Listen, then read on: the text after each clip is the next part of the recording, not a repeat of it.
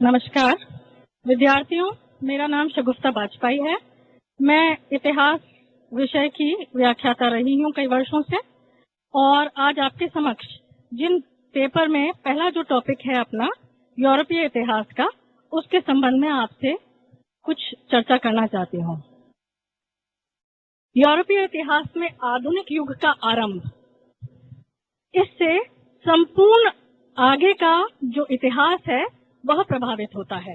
अतः प्राय देखने में आता है कि ये बड़ा व्यापक और विस्तृत विषय है और विद्यार्थी इसकी कॉम्प्लेक्सिटी देखते हुए इसको प्राय अपने एग्जामिनेशन स्टडीज में सिलेक्टिव होते हुए छोड़ देते हैं।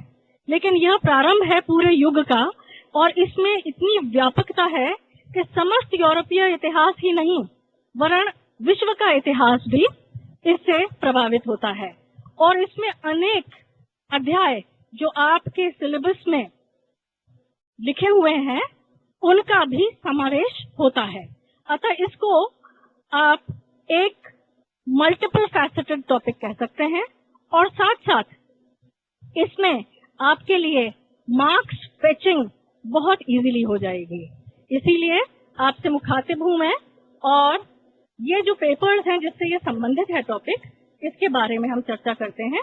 पहला पेपर तो है आधुनिक विश्व का इतिहास, जिसमें जो अध्याय है आधुनिक युग का आरंभ और पुनर्जागरण, ये इसकी भूमिका भी है और पुनर्जागरण के लिए एक बहुत ही मुख्य कारक बना है। इससे संपूर्ण संरचना, राजनीतिक, आर्थिक, सामाजिक, यहाँ तक कि बौद्धिक संरचना भी प्रभावित हुई है। दूसरा हमारा पेपर है पाश्चात्य विश्व इतिहास की रूपरेखा। इसमें भी एक अध्याय आता है नए युग की या नवीन युग की शुरुआत। इसमें भी आप इसका प्रयोग कर सकते हैं। अब यूरोप में नवीन युग का उदय किस प्रकार हुआ, आप सभी वाकिफ हैं कि सभ्यता और संस्कृति के एक निरंतर और सतत विकास के अध्ययन को हम इतिहास कहते हैं। और इस निरंतर विकास में जो भी क्रांतिकारी परिवर्तन हुए हैं उनका क्या सूचक है, क्या मापदंड है, उसको आप कैसे समझेंगे, उनके लिए हम कुछ बिंदुओं पर प्रकाश डालना चाहते हैं। सर्वप्रथम, ये कोई भी घटना जिससे व्यापक जन समर्थन प्राप्त होता है, प्रत्यक्ष रूप से या अप्रत्यक्ष रूप से, वह उस घटना या तिथि क्रम को बहुत इम्पोर्टेंट बना देता है। दूसरा बिंदु यह है कि कोई भी परिवर्तन, तिथि, घटना जिससे मौलिक विशिष्टताओं में एक नवीनता, एक नवीन स्वरूप धारण होता है, वह इसमें नंबर 2 पर हम लेते हैं कि इससे पूरा क्रम इतिहास का बदलता है।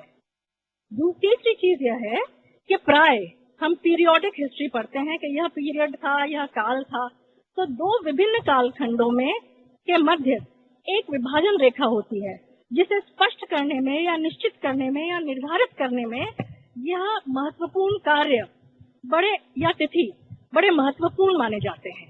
तो ये 3 पॉइंट्स आपको ध्यान में रखने हैं कि कोई भी निरंतर ऐतिहासिक अध्याय, इतिहास के अध्ययन में जो भी परिवर्तन होते हैं उसमें व्यापक जन समर्थन मिले, दूसरा उसका नवीन स्वरूप धारण हो, तीसरा इसकी स्पष्ट विभाजन रेखा हो।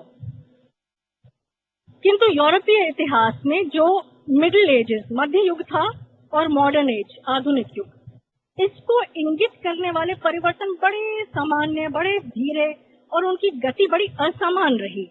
इसीलिए इसके मध्य हम कोई स्पष्ट विभाजन रेखा नहीं खींच पाए।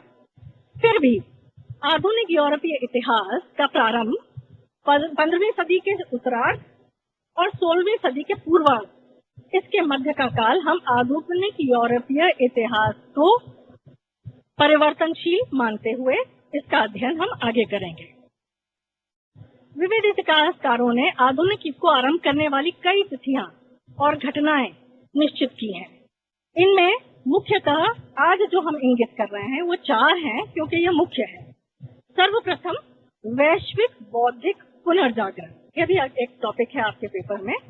बौद्धिक पुनर्जागरण को हम इंटेलेक्चुअल रिनेसां भी कहते हैं और इसका विश्वव्यापी प्रभाव पड़ा, इसलिए हम कह रहे हैं वैश्विक बौद्धिक पुनर्जागरण नंबर 1। दूसरे क्रम में हम लेते हैं सामुद्रिक मार्गों की खोजें। इन खोजों से एक विश्वव्यापी परिवर्तन आया, न केवल अंतर्राष्ट्रीय परिप्रेक्ष्य में, किंतु जो ट्रेड एंड कॉमर्स हुई, इंटेलेक्चुअल आदान प्रदान हुआ, यहाँ तक कि उपनिवेशवाद, साम्राज्यवाद, विश्व युद्ध आदि, इन सब का प्रभाव इस पर पड़ा है। तीसरी जो मुख्य हम बिंदु पे प्रकाश डालेंगे वह है 1453 ईस्वी में कुस्तुनतुनिया, कॉन्स्टेंटिनोपल, इस्तांबुल, इस पर तुर्कों की विजय, इस पर हम आगे अध्ययन करेंगे। और चौथा बिंदु है हमारा धर्म सुधार आंदोलन, जिसे हम रेफॉर्मेशन भी कहते हैं। जो आज हम अध्ययन कर रहे हैं उसकी विस्तार से आगे बात करेंगे, किंतु बड़ी संक्षिप्त इनकैप्सुलेटेड एक स्लाइड में आपको दिखा रही हूँ, जिसमें नवयुग का उदय 1453 को हम इसका स्टार्टिंग पॉइंट मानते हैं। और इसमें हम सबसे पहले पढ़ेंगे रोमन साम्राज्य क्या था, पूर्वी साम्राज्य क्या था, इसमें सामंतवादी जो संरचना थी वह क्या थी, उसकी क्या विशेषताएं थी, उसका पतन क्यों हुआ, उसका अंत हुआ, और उसके बाद क्रमवार पूंजीवाद का, कैपिटलिज्म का उदय हुआ। नंबर 3 आप देख सकते हैं। साथ साथ एक व्यवसायिक संगठन जो ट्रेड, मर्केंटाइलिज्म, कॉमर्स, इसके बारे में अध्ययन होगा। 5वां बिंदु है राष्ट्रीयता की भावना, राष्ट्र क्या है और राज्यों का उत्थान किस प्रकार हुआ। प्रजातीय भावना यानी एक रेशल फीलिंग कैसे आई यूरोप में कि हमारी नस्ल, हमारी रेस अन्य की तुलना में अधिक उत्तम है। इससे एक ह्यूमैनिज्म, व्यक्तिवाद का भी प्रसार हुआ। और आगे बौद्धिक विकास, जो इंटेलेक्चुअल चेंज आया सभी की मनोवृत्ति में, जिसमें हम लौकिक भावना, मटीरियलिज्म का उदय भी लेंगे, उसके साथ एक धर्म के प्रति स्वतंत्रता के विचार उत्पन्न हुए। इसे हम पोप पंथ का अंत भी कहते हैं और एक स्वतंत्र विचारों का उद्गम बिंदु भी मानते हैं।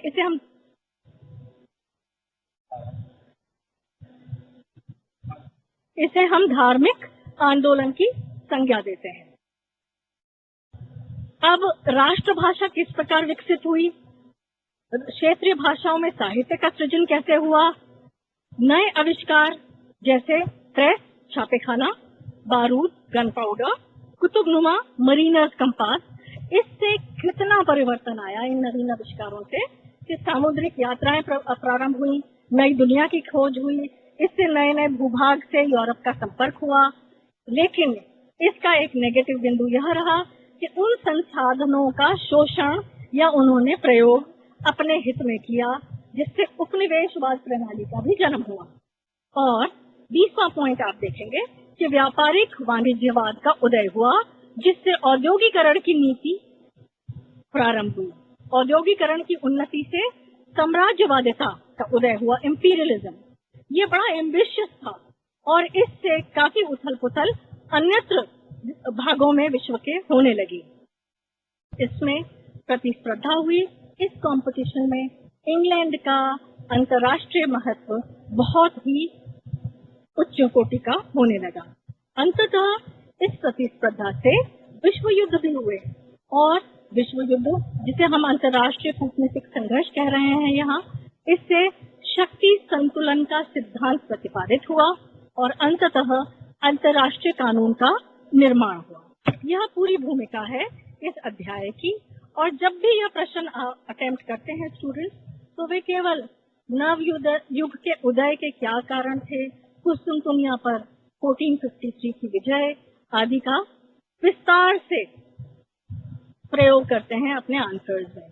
किंतु मेरा मानना यह है कि ये जो 25 बिंदु मैंने आपको इस स्लाइड में दिखा रही हूँ, इनमें से किसी भी विषय पर यदि आपको लिखने को कहा जाए तो आपको एक समग्र जानकारी इसकी दी जा रही है, जिसमें पुनर्जागरण भी है, इंपीरियलिज्म भी है, कॉलोनियलिज्म भी है, कैपिटलिज्म भी है, रेशलिज्म भी है, नेशनलिज्म भी है, न्यू इन्वेंशन है, मैरीटाइम एक्टिविटीज आदि सभी कुछ इसमें समाविष्ट है। विद्यार्थियों, अब हम हमारा अध्याय शुरू कर रहे हैं, जिसमें हम मुख्यतः 4 बिंदु जो मैंने आपको पहले बताए हैं उस पर प्रकाश डालेंगे। इतिहासकार फर्डिनेंड शेविल ने बौद्धिक पुनर्जागरण की घटना को ही आधुनिक युग का प्रारंभ माना है और कई इतिहासकार इनके मत से सहमत भी हैं।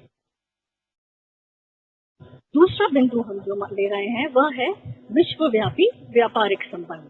जब सामुद्रिक मार्गों की खोज हुई, इस महत्वपूर्ण तिथि को सभी ने स्वीकारा है। जैसे आप फॉर एग्जाम्पल ले सकते हैं कि 1492 में क्रिस्टोफर कोलंबस ने अमेरिका की खोज की। 1498 में वास्को ड गामा ने भारत की जो खोज की नाविक मार्ग से, उसको युगांतकारी और बहुत ही महत्वपूर्ण आगे के इतिहास के लिए माना जाता है। तीसरा बिंदु जिससे हम हमारे इस अध्याय को केंद्र बिंदु मानते हुए प्रारंभ करेंगे वह है कॉन्स्टेंटिनोपल अर्थात कुस्तुनतुनिया पर विजय 1453।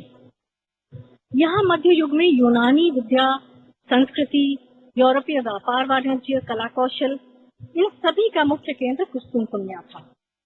1453 में यहाँ तुर्कों ने विजय प्राप्त की, ऑटोमान तुर्क।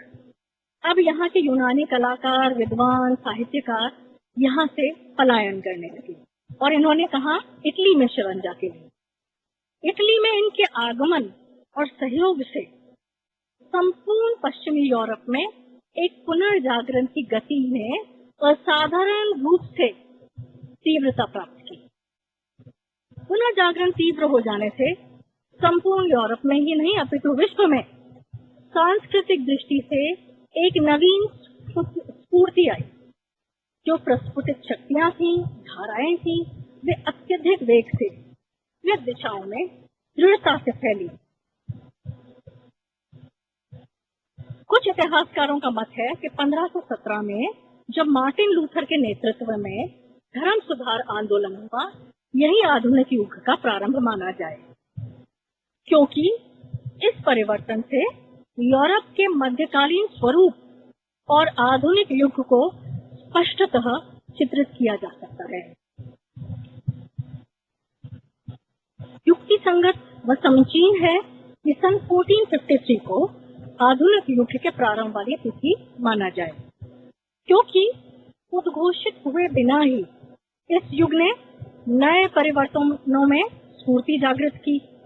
प्राचीन परिपाटियों, पद्धतियों, विचारधाराओं की एक जो निरंतरता, एक वेव जो चली आ रही थी, उसमें अवरुद्धता, उसका समापन किया और एक नई विचारधारा, नई व्यवस्था को प्रारंभ किया। अब जो नया आधुनिक युग है, उसके सूचक, उसके लक्षण या उसकी प्रमुख विशेषताएं क्या थी? इस प्रेजेंटेशन में मैं लगभग सभी का निचोड़ आपको क्रमवार 25 बिंदुओं में स्पष्ट करने का प्रयास कर रही हूँ। इनको समझने के लिए सर्वप्रथम हमें ऐतिहासिक भूमि पर प्रकाश डालना आवश्यक है। सर्वप्रथम रोमन साम्राज्य क्या था और इसका जब विभाजन हुआ तो पूर्वी साम्राज्य क्या था, और इसके विनाश से 15वीं सदी के उत्तरार्ध में 1453 में मध्य युग की दो प्रमुख संस्थाओं का विनाश हुआ। ये थी रोमन साम्राज्य और दूसरा था पूर्वी साम्राज्य का अंत। दूसरा बिंदु है सामंतवाद, जिसे हम फ्यूडलिज्म कहते हैं, सामंत तंत्र कह सकते हैं, इसकी समाप्ति हुई। आधुनिक युग की सर्व प्रमुख विशेषता सामंतवाद का पतन माना जाता है। सामंतवाद का विरोध दो प्रकार से हो रहा था। जो सामंत थे, फ्यूडल लैंडलॉर्ड्स, उनका विरोध राजा, जो एपेक्स बॉडी था या जो उच्च कोटि की प्रशासकीय व्यवस्था था, जो राजा में केंद्रित थी, वह भी इसका विरोध कर रहे थे। और साथ साथ प्रजा और जनता, जो इस संरचना की अंतिम कड़ी थी, वह भी इसका विरोध कर रहे थे। और आधुनिक युग के आते आते इस पूरे तंत्र सामंतवाद का पतन पूरी तरह से हो गया, उन्मूलन हो गया। इसे हम अगले अध्याय में बड़े विस्तार से इन दोनों बिंदुओं पर प्रकाश डालेंगे। सामंतवाद और उससे संबंधित अधिकारों, परिपाटियों का उन्मूलन आधुनिक युग का मुख्य रूप से सूचक और लक्षण माना जा सकता है।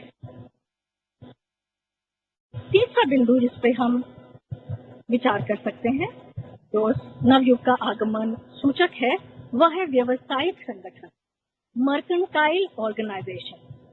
इसको समझने के लिए संक्षिप्त में आधुनिक युग के आगमन के साथ साथ यूरोप में सामाजिक आर्थिक परिवर्तन का मुख्य जो श्रेय जाता है वो औद्योगिक उन्नति को जाता है। दूर देशों से संपर्क स्थापित हो जाने के बाद उपनिवेश बढ़ने लगे। उपनिवेशों से कच्चा माल भारी मात्रा में आयात किया जाने लगा और अपने अपने देशों में जो उद्योग स्थापित थे उनमें सामग्री निर्मित होने लगी, जिससे रोजगार भी उत्पन्न हुआ, एक नए वर्ग की उत्पत्ति हुई और पर्याप्त वृद्धि इन देशों में जहां उद्योग स्थापित थे वहां होने लगी। इस व्यापारिक उन्नति से समाज समृद्धि की ओर अग्रसर हुआ, लेकिन साथ साथ दो नए प्रतिस्पर्धी वर्गों ने जन्म ले लिया। ये वर्ग थे नंबर 1 कैपिटलिस्ट, जो पूंजीपति कहेंगे हम जिन्हें, और दूसरा वर्ग था श्रमिक मजदूर वर्ग, जो ये उद्योग धंधों में लिप्त थे और काम करते थे, जिन्हें हम मजदूर वर्ग का नाम देंगे। इन दोनों वर्गों के एक क्लैश से, संघर्ष से पूंजीपतियों में और श्रमिक वर्गों में संघर्ष उत्पन्न हुआ, जिसका अंत किसमें हुआ? समाजवाद के जन्म में, सोशलिज्म के राइज में। ये एक पूरा चक्र है आर्थिक प्रक्रिया का, जिस पर भी प्रकाश आगे के अध्यायों में आपके समक्ष डाला जाए। नंबर 4, पूंजीवाद क्या था? मध्ययुगीन व्यापार संगठन संस्थाओं, जिन्हें गिल्ड भी कहा जाता है, GUILDS, गिल्ड, इनका पतन हुआ। इनके स्थान पर पूंजीवाद का उत्कर्ष हुआ। यह आधुनिक युग का मुख्य लक्ष्य है। कालांतर में पूंजीवाद के विरोध में विभिन्न वादों का जन्म हुआ, जिससे पारस्परिक संघर्ष भी जन्मा। समाजवाद भी आधुनिक युग का एक आर्थिक और क्रांतिकारी परिवर्तन है। राष्ट्रीय राज्यों का उत्थान। नंबर 5, 15वीं सदी के उत्तरार्ध व 16वीं सदी के पूर्वार्ध में नई शासन पद्धतियों, सामाजिक मान्यताओं, सांस्कृतिक आदर्शों और आर्थिक संस्थाओं की एक नई व्यवस्था प्रारंभ हुई।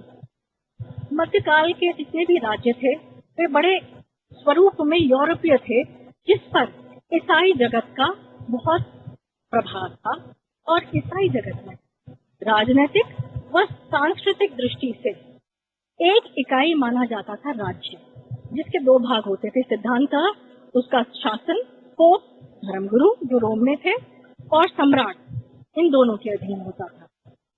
धार्मिक क्षेत्र में पोप, राजनीतिक क्षेत्र में राजा प्रमुख माना जाते थे। कालांतर में पोप राजनीतिक मामलों में हस्तक्षेप करने लगे। अतः आधुनिक युग के आगमन के साथ साथ परिस्थितियों में परिवर्तन हुआ और यूरोपीय देशों में जब राष्ट्रीयता की भावना प्रबल हुई तो पोप के हस्तक्षेप के कारण उनका पतन भी प्रारंभ हुआ। राष्ट्रीयता की भावना का उदय, यह भी एक मुख्य लक्षण माना जाता है आधुनिक युग का। सामंतों का पतन हो जाने के कारण राजा और प्रजा के बीच एक सीधा संबंध स्थापित हुआ, क्योंकि बीच वाली कड़ी सामंत अब नहीं रहे। यह श्रृंखला समाप्त हो गई थी और यूरोप में विशेषतः फ्रांस, इंग्लैंड, स्पेन, इसमें शक्तिशाली राजतंत्रों का उदय हुआ। राजतंत्रों की स्थापना होने के साथ इस युग में राष्ट्रीयता की भावना का संचार हुआ। राष्ट्रीयता के विकास के परिणाम स्वरूप यूरोप के राष्ट्रों में जीवन के प्रत्येक क्षेत्र में मल्टीफैसेटेड प्रोग्रेस हुई। अब उल्लेखनीय तथ्य यह है, जो आप सब नोट करें, कि वर्तमान में राष्ट्रीयता अपने राष्ट्र के प्रति होती है, लेकिन उस समय राष्ट्र प्रेम शासक, चाहे वह निरंकुश हो, उसके प्रति थी। राजाओं को ही राष्ट्रीयता का प्रतीक माना जाता था। प्रजातीय भावना का विकास, इससे हर क्षेत्र में एक रेशनल फीलिंग उत्पन्न हुई, प्रजातीयता की भावना। यह रेशनल फीलिंग अपनी नस्ल की उत्तमता के ऊपर जोर देती है। आधुनिक युग की एक प्रमुख विशेषता प्रजातीयता का विकास था। राष्ट्रीयता की भावना के साथ साथ अपनी प्रजाति के प्रति आदर व सम्मान की भावना बढ़ने लगी। इंग्लैंड वासी अपने आप को यूरोप के अन्य राष्ट्रों की तुलना में उच्च समझने लगे। परिणाम स्वरूप इंग्लैंड का प्रभाव यूरोप में छाने लगा। व्यक्तिवाद का विकास, इसको हम दो तरह से समझेंगे, इंडिविजुअलिज्म और ह्यूमैनिज्म। आधुनिक युग से पूर्व समाज में व्यक्ति का कोई महत्व नहीं था। जनता की स्थिति शोचनीय, कष्टप्रद थी। आधुनिक युग के आते ही व्यक्ति का महत्व बढ़ने लगा। व्यक्ति का हित प्रत्येक दृष्टि से, प्रत्येक क्षेत्र में, प्रत्येक डायमेंशन के विकास में सर्वोपरि हो गया। इसका महत्व राजनीतिक, धार्मिक, सांस्कृतिक, सामाजिक क्षेत्र में उत्तरोत्तर विकास हुआ और व्यक्तिवाद, ह्यूमैनिज्म और इंडिविजुअलिज्म दोनों तत्व हावी होने लगे। नवयुग के आगमन के सूचक में बौद्धिक विकास, जो आगे के अध्याय में हम रिनेसांस, पुनर्जागरण के रूप में पढ़ेंगे, यह एक महत्वपूर्ण बिंदु है। मध्य युग बड़ा अंधविश्वासी युग था। जनता को किसी प्रकार के बौद्धिक विकास के साधन ही उपलब्ध नहीं थे। शिक्षा की कोई व्यवस्था नहीं थी। जनता को सोचने या तर्क शक्ति आधारित किसी प्रकार के विचारों को अपनाने पर चर्च उन्हें दंडित करती थी। आधुनिक युग में जैसे जैसे शिक्षा का विकास हुआ, जनसाधारण में अंधविश्वास समाप्त होने लगा, और जब अंधविश्वास समाप्त होने लगा तो तार्किक शक्ति, बौद्धिक विकास का एक नवीन तत्व उजागर हुआ।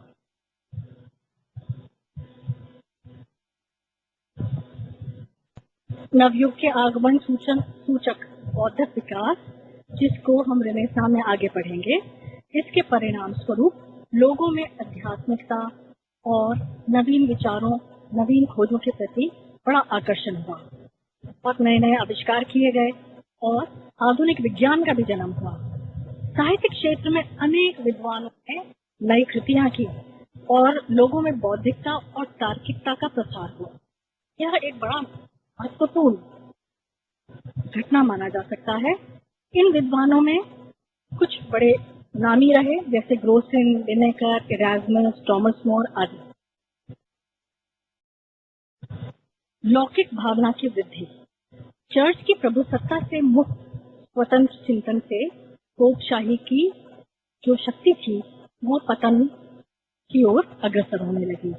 जैसे जैसे राजा निरंकुश होने लगे तो वैसे वैसे रोमन चर्च के स्थान पर राज्यों और राज्य आश्रित चर्च की स्थापना हुई। मध्ययुगीन राजनैतिक धार्मिक एकता प्राय लुप्त से होने लगी। फ्रांस, इंग्लैंड, स्पेन के शासकों ने रोमन सम्राट से अपने संबंध विच्छेद कर लिए। रोमन पोप के नियंत्रण से मुक्त होकर इन्होंने अपने अपने क्षेत्रों में सुदृढ़ राजतंत्रों की स्थापना कर ली। धार्मिक आंदोलन, रिलीजियस रिफॉर्म मूवमेंट।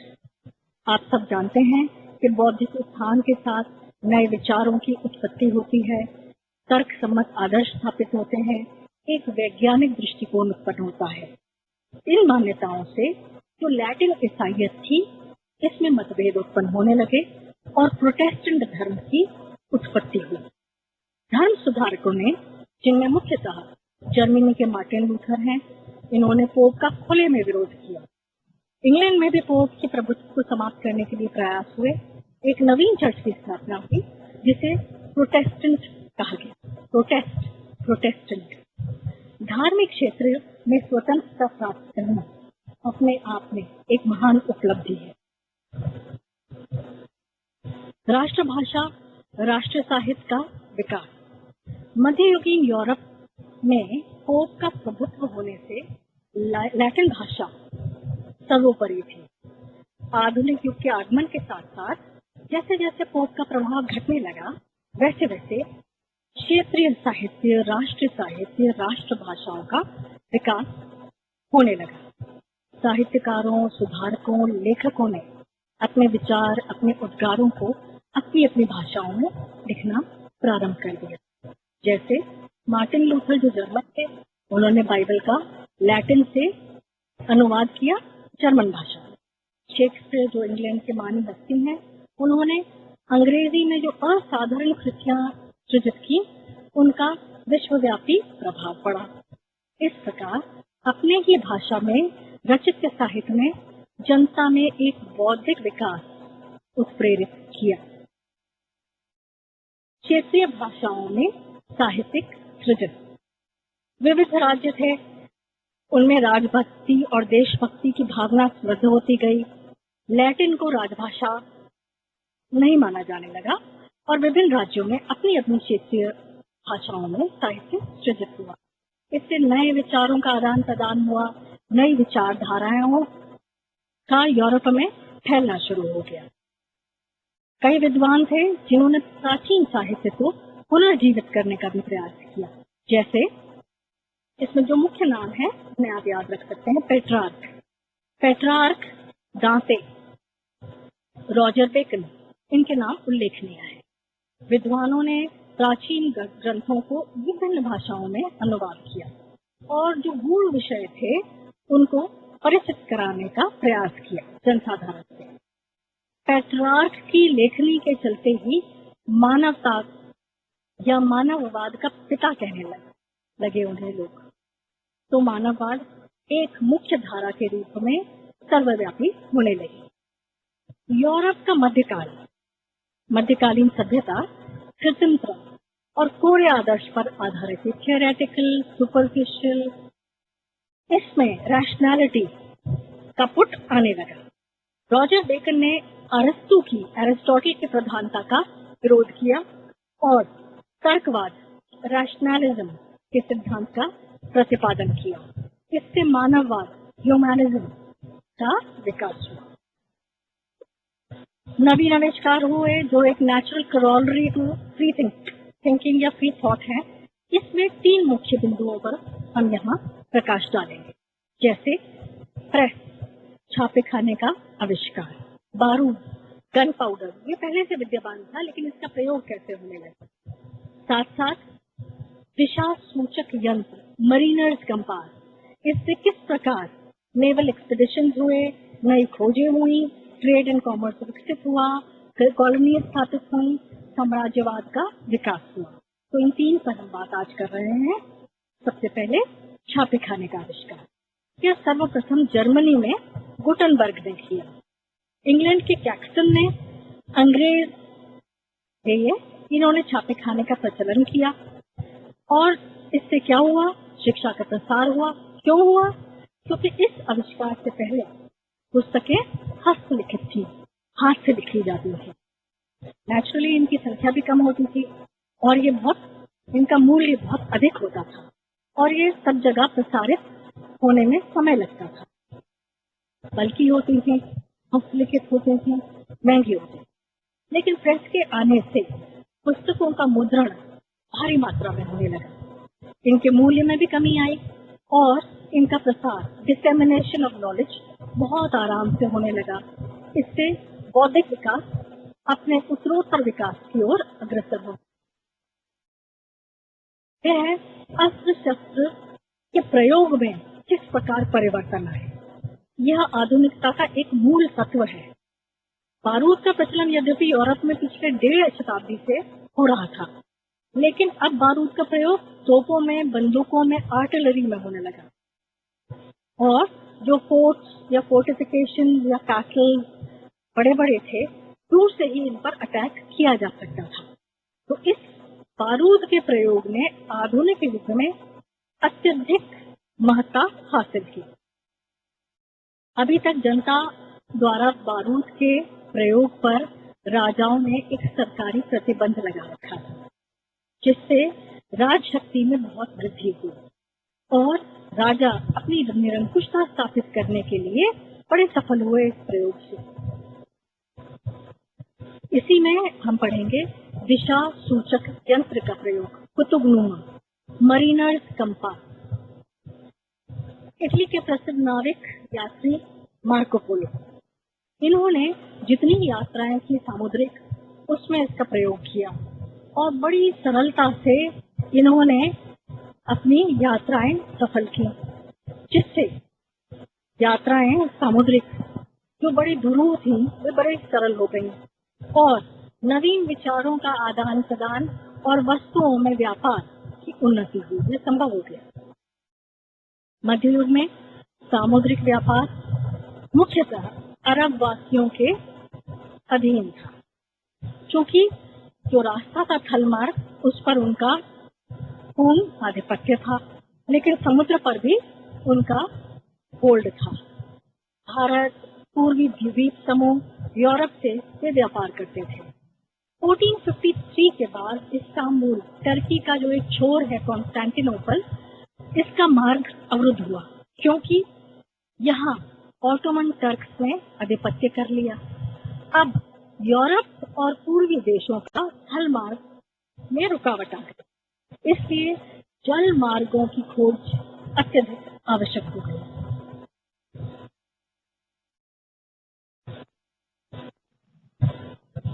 समुद्री यात्रा संबंधी गतिविधियों से आधुनिक युग से जितने तत्व थे उसमें स्थायित्व, एक परमानेंस आने लगा। इसके बारे में सर्वप्रथम इटली के यात्री मार्को पोलो, इन्होंने अपने वृत्तांत विस्तार से लिखे और समुद्री यात्राओं का क्रम उत्तरोत्तर विकसित हुआ, क्योंकि लोगों ने इनसे काफी प्रोत्साहन और प्रेरणा प्राप्त की। पुर्तगाल के राजकुमार हेनरी, इन्होंने पश्चिम अफ्रीका के 2 टापुओं पर अपना आधिपत्य स्थापित किया, जो आगे चल के उपनिवेश कहलाए। इससे उपनिवेश स्थापित करने की प्रणाली विकसित हुई।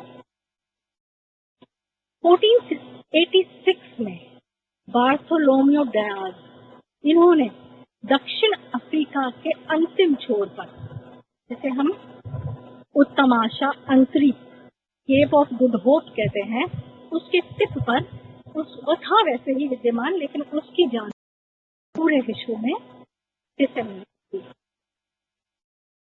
इस सभी क्रम का जो अंतिम हम कह सकते हैं परिणाम निकला, वह था एक नई दुनिया की खोज।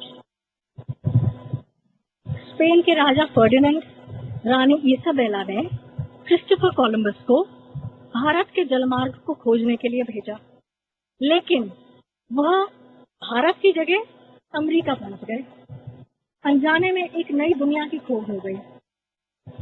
कुछ समय बाद इटली के नाविक अमेरिगो वेस्पुच्ची, इन्होंने भी इसी क्षेत्र में पहुंचकर इस नई दुनिया का नामकरण अपने पे किया। अमेरिगो वेस्पुच्ची से अमेरिका का नाम पड़ा।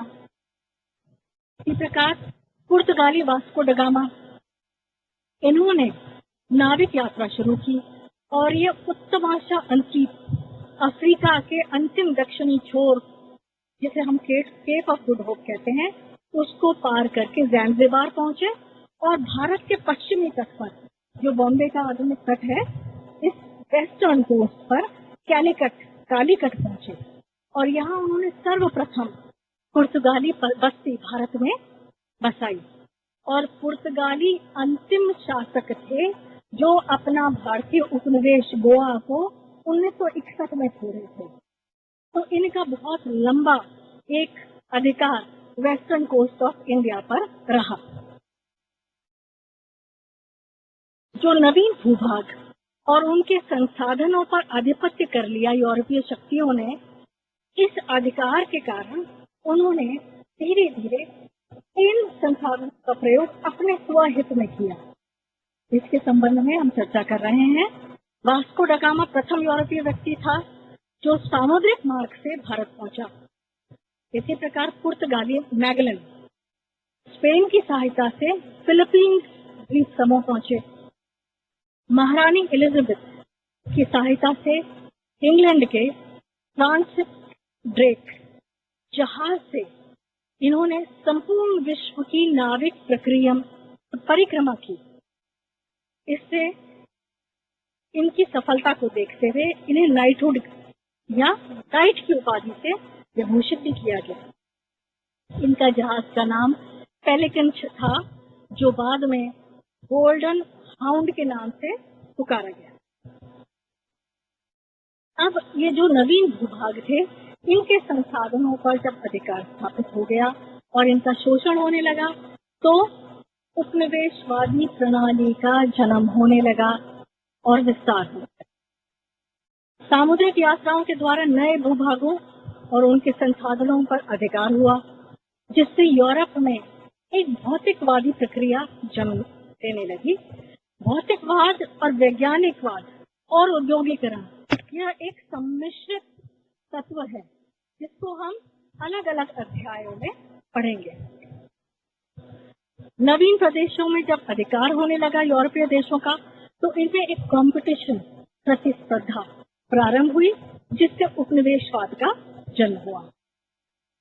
उपनिवेशवादों की स्थापना का मुख्य कारण उस समय राजनीतिक नहीं था, धार्मिक नहीं था, अपितु आर्थिक था।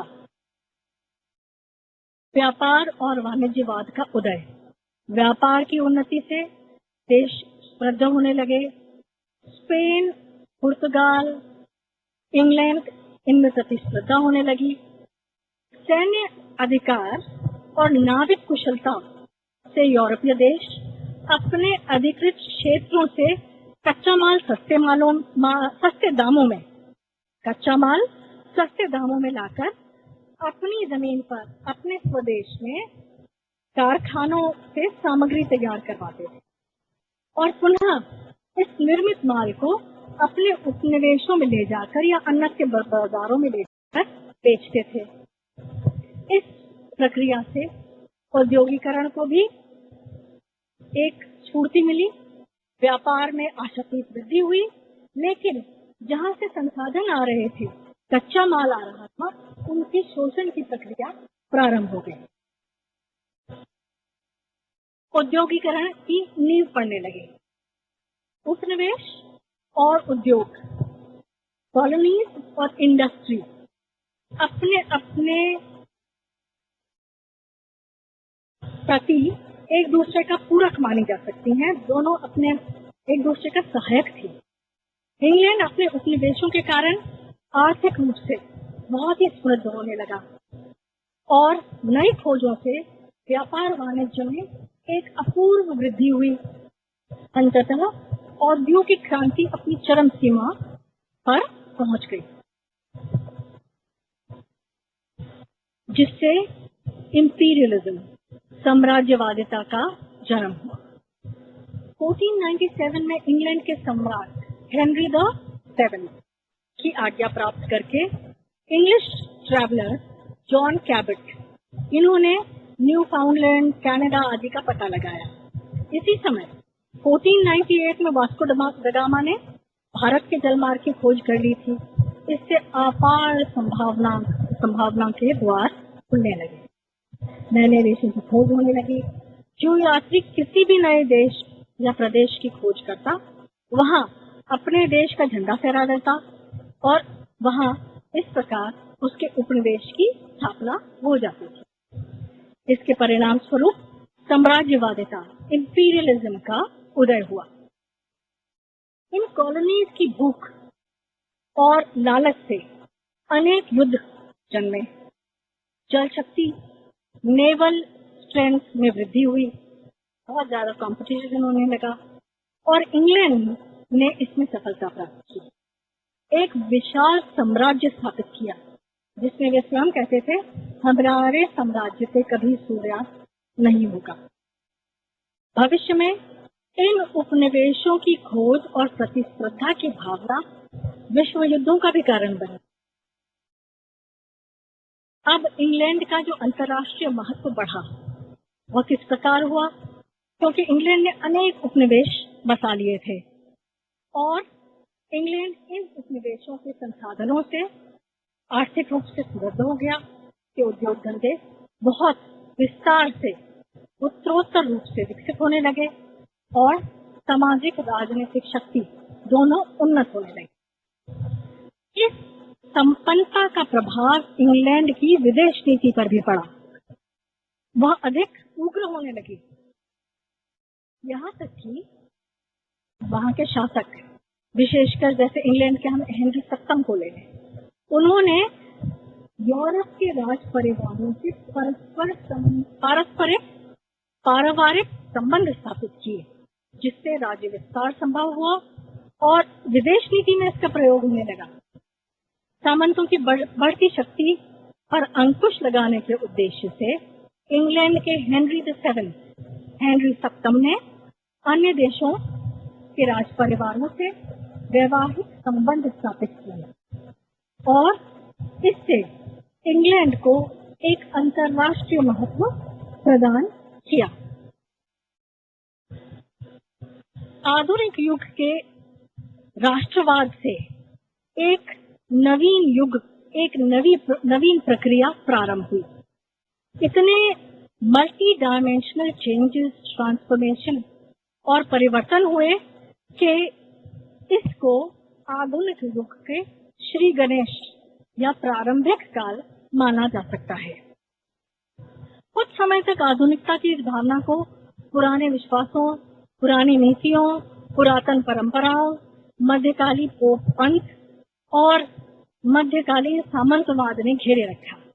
लेकिन शनय शनय धीरे धीरे नई भावना प्रकट होने लगी, इस घेरे से बाहर आने लगी और एक नए तंत्र का उदय हुआ, जिसे समाज में हम इस समाज को राष्ट्र का प्रथम रूप कह सकते हैं। अंतर्राष्ट्रीय व कूटनीतिक संघर्ष यह राष्ट्रों का एक विदेश नीति का मूल तत्व भी रहा। धीरे धीरे जब प्रतिस्पर्धा बढ़ने लगी, संघर्ष ज्यादा होने लगा, तो एक बैलेंस ऑफ पावर का सिद्धांत प्रतिपादित होने लगा, शक्ति संतुलन का सिद्धांत। इसके परिणाम स्वरूप अंतर्राष्ट्रीय कानून, इंटरनेशनल लॉ, इसका भी निर्माण होने लगा। तो यह एक श्रृंखलाबद्ध विकास हो रहा है आधुनिक युग के चक्र का, और इसमें अंतिम कड़ी हम मान सकते हैं अंतर्राष्ट्रीयवाद का, ग्लोबलाइजेशन का। अब इसका एक रीकैप करने के लिए मैं आपको एक कैप्सूल फॉर्म में हमने जितने बिंदुओं का अभी चर्चा की है, इनकैप्सुलेटेड एक स्लाइड दिखा रही हूँ, जिसपे आपका ध्यान आकर्षण चाहती हूँ कि नव युग का विश्व में और यूरोप में किस प्रकार उदय हुआ। इसका हम जो तिथि मान रहे हैं सामान्यतः वह है 1453, 15वीं शताब्दी का उत्तरार्ध। कॉन्स्टेंटिनोपल, इस्तांबुल, जो पूर्वी साम्राज्य का एक मुख्य केंद्र था रोमन साम्राज्य के समय, इस पर जब तुर्कों की विजय हुई और थल मार्ग यूरोप का और पूर्वी देशों का थोड़ा सा अवरुद्ध हुआ और यहाँ के जो विद्वान थे वे इटली जाने लगे, और इनके जो इटली में जो पलायन हुआ, इनके आगमन और सहयोग से यहाँ बौद्धिक पुनर्जागरण हुआ, जिसे हम रिनेसां कहते हैं। तो अभी जो हमने चक्र पढ़ा है ऐतिहासिक, यह रिनेसां पुनर्जागरण की पृष्ठभूमि है, धर्म सुधार आंदोलन की पृष्ठभूमि है, उपनिवेशवाद की भूमिका है, इंपीरियलिज्म का उदय, विकास क्या हुआ, इसमें यह आपके सहायक तत्वों में आएगी। औद्योगिकरण का क्या मूलभूत संरचना थी, वह भी इसी में निहित है। तो इस पर आप जिस एरो से मैं आपको ले जा रही हूँ, पहले हम पढ़ेंगे नेक्स्ट अध्याय में रोमन साम्राज्य क्या था, का बाइफर्केशन हुआ, इतना बड़ा हो गया था, विस्तृत हो गया था कि ये दो भागों में डिवाइड हुआ और एक रोमन साम्राज्य कहलाया जाने लगा, एक पूर्वी ईस्टर्न एम्पायर कहलाया जाने लगा। इसमें यह जो संरचना थी सामंत तंत्र की, एक आर्थिक संरचना, इसका राजनीतिक पहलू था, सामाजिक रूप से यह बहुत अधिक प्रभावशाली थी। इसका अंत कैसे होने लगा और इसके अंत में, इसके समापन में किस प्रकार जो व्यावसायिक संगठन थे ट्रेड एंड कॉमर्स के, उसमें कैपिटलिज्म, पूंजीवाद का पुट आया। इस पूंजीवाद से जो धनाढ्य पूंजीपति थे, उन्होंने विद्वानों को भी शरण दी, उनको भी प्रोत्साहित किया, यहाँ तक कि जो नेवल एक्सपीडिशंस हुए, नाविक लोग जो यात्राएं करने लगे, उनको भी पूंजीपतियों ने संरक्षण दिया, सहायता दी। तो इसका एक पॉजिटिव इम्पैक्ट भी पड़ा और धीरे धीरे पूंजीपतियों ने अपने अपने क्षेत्र में एक राष्ट्र निर्माण प्रक्रिया में सहायता दी, जिससे राष्ट्रीय राज्य, चाहे वो निरंकुश राजतंत्र हो, उनका उदय हुआ। प्रजा में अपने राजा के प्रति एक राष्ट्रीयता की भावना जागृत हुई और इस भावना के साथ साथ नंबर 6 पे देखें, प्रजातीय भावना, रेशियल फीलिंग भी उत्पन्न हुई, जो आगे चलकर हम पढ़ते हैं जो रेस सुपीरियोरिटी का संघर्ष हुआ उसमें तब्दील हुई। व्यक्तिवाद, इंडिविजुअलिज्म और ह्यूमैनिज्म उससे उदय हुआ, जिससे लॉजिकल थिंकिंग, रैशनलिज्म, इंटेलेक्चुअलिज्म बढ़ा, साथ साथ मटीरियलिज्म भी बढ़ा। धार्मिक आंदोलन हुए जिसे हम रेफॉर्मेशन, मार्टिन लूथर, प्रोटेस्टेंटिज्म कहते हैं, और राष्ट्रभाषा, क्षेत्रीय साहित्य और सृजन का विकास हुआ। नए आविष्कार, नई सोच हुई, प्रेस, बारूद, गन पाउडर, मरीनर्स कंपास का प्रयोग हुआ, जिससे नई सामुद्रिक यात्राएं हुई, नई दुनिया की खोज हुई, नए प्रदेशों और क्षेत्रों के प्रति जो एक रुझान था यूरोपीय देशों का, चाहे वह आर्थिक था, वह प्रकट होने लगा और सभी यूरोपीय देश नए भूभागों को, नए संसाधनों को प्राप्त करने में जुट गए। इस प्रतिस्पर्धा में शोषण भी हुआ, आपसी संघर्ष भी हुए, लेकिन उपनिवेशवाद की प्रणाली का जन्म हुआ। मर्केंटाइलिज्म, वाणिज्यवाद का एक नया पहलू उजागर होने लगा। औद्योगिकरण की नींव पड़ी और इस औद्योगिकरण के कारण इंपीरियलिज्म प्रारंभ हुई। और इंपीरियलिज्म में आप नीचे आएंगे, 23rd पॉइंट को देखेंगे बीच में, तो इंग्लैंड का अंतर्राष्ट्रीय महत्व उस समय सर्वोच्च होने लगा। इस प्रतिस्पर्धा में अनेक युद्ध भी हुए, क्लैशेस भी हुए, यहाँ तक कि इसका अंत आप आर्थिक रूप से देखें तो इंपीरियलिज्म, कॉलोनीज की लड़ाई में एक कूटनीतिक संघर्ष में हुआ और अंतर्राष्ट्रीय संघर्ष के बाद एक बैलेंस ऑफ पावर, शक्ति संतुलन का सिद्धांत प्रतिपादित होने लगा, जो अंततः अंतर्राष्ट्रीय कानून निर्माण में सहायक हुआ। यह नवयुग का एक मैक्रो पिक्चर भी आपके समक्ष मैंने प्रस्तुत किया। आगे के अध्यायों में मैं प्रकाश डालूंगी रोमन साम्राज्य पे, रोमन साम्राज्य का क्या ढांचा था, इससे किस प्रकार एक ह्यूमन माइग्रेशन हुआ और उस पर इम्पैक्ट हुआ कि रोमन साम्राज्य और पोप की शक्तियां सीमित होने लगी और जो पूरी संरचना थी सामंतों की, राजाओं की और श्रमिक और मजदूरों की, वह किस प्रकार उसका ह्रास हुआ या उसकी उपादेयता किस प्रकार खत्म हुई। इस पर हम ये 3 विभिन्न अध्यायों में प्रकाश डालेंगे और अंततः हम पुनर्जागरण, जो हमारा एक मुख्य टॉपिक है, इसको भी पढ़ेंगे। यहाँ मैं आपको एक स्लाइड दिखा रही हूँ जिसमें आप मैप के जरिए ये समझ सकते हैं कि यूरोप जो बिल्कुल स्पेन के साइड में आपको दिख रहा है, अटलांटिक सी के साइड में, यहाँ ब्लैक सी से, अंग सागर से, महासागर से किस प्रकार सबसे पहले चीन में हान राजवंश ने हुणों को मजबूर किया वहां से हिलने को और हुण वहां से पलायन की ओर अग्रसर हुए। हुणों ने जर्मनी, जो यूरोप का पूर्वी प्रदेश था, उसमें नॉर्थ सी से लेकर ब्लैक सी तक जर्मेनिक ट्राइब्स, उनका माइग्रेशन शुरू हुआ वेस्टर्न रोमन एम्पायर की तरफ, पूर्वी यूरोप की तरफ। और जो पूर्वी साम्राज्य थे, विशेषकर जो हम कह सकते हैं वेस्टर्न यूरोप, यूरोपीय रोमन साम्राज्य, उस पर किस प्रकार इम्पैक्ट पड़ा इस ह्यूमन पलायन से। रोमन साम्राज्य इतना विस्तृत हो गया था कि इसको 2 भागों में विभाजित करना ही उस समय की मुख्य आवश्यकता बन गई थी, शासकीय प्रशासनिक कारणों से। और इस रोमन साम्राज्य का बाइफर्केशन हुआ, ये 2 भागों में विभाजित हुआ। एक को हम कहते हैं पश्चिमी रोमन साम्राज्य, दूसरे को हम कहते हैं ईस्टर्न एम्पायर, पूर्वी साम्राज्य। ये हमारे अगले अध्याय में एक मुख्य रूप से टॉपिक रहेगा। और धीरे धीरे जो जर्मन एथनिक ट्राइब्स थे, घुमंतु बर्बर प्रजातियां थी, इन्होंने धीरे धीरे पूरे रोमन साम्राज्य पर टुकड़ों में अपना आधिपत्य स्थापित कर लिया। निरंकुश राजतंत्र उत्पन्न हुए।